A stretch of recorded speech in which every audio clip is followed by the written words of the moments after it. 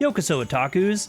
Nigate Tale is an action roguelike RPG currently in early access on Steam by Chinese developer Hermit Games and published by 2P Games. The game is procedurally generated and in a lot of ways doesn't really offer anything unique for the genre, but it has an interesting world, characters, and is a fun pick up and go experience. You control a character who gets lost in the spiritual realm and has the assistance of magical monster girls, really just various waifus, to complete a dungeon made up of a series of rooms leading you to bosses.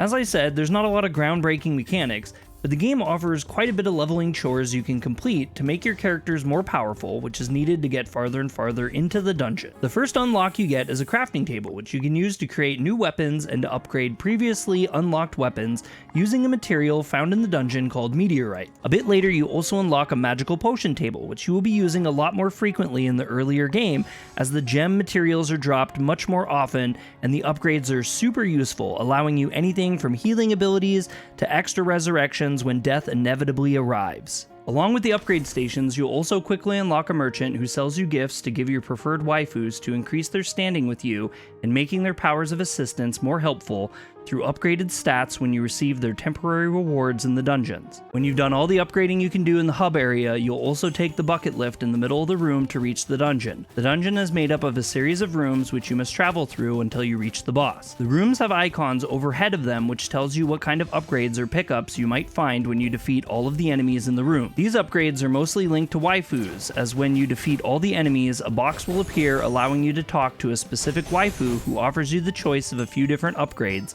which are temporary for that particular dungeon run and disappear once you die and return to the hub. Upgrades of this type come in the form of special damage-inducing fields, buffs on weapons which cause effects or extra damage, and special bonuses when using the ranged weapon. Not all the rooms offer these bonuses though, and others offer more specific treasures like the previously mentioned meteorite materials, gems, or money. In early game, money is primarily used with the merchant to buy temporary upgrades to health and waifu bonuses, as well as to hire mercenary NPCs who can act as an NPC partner to help you defeat the baddies and bosses, complaining the entire time that they weren't paid enough.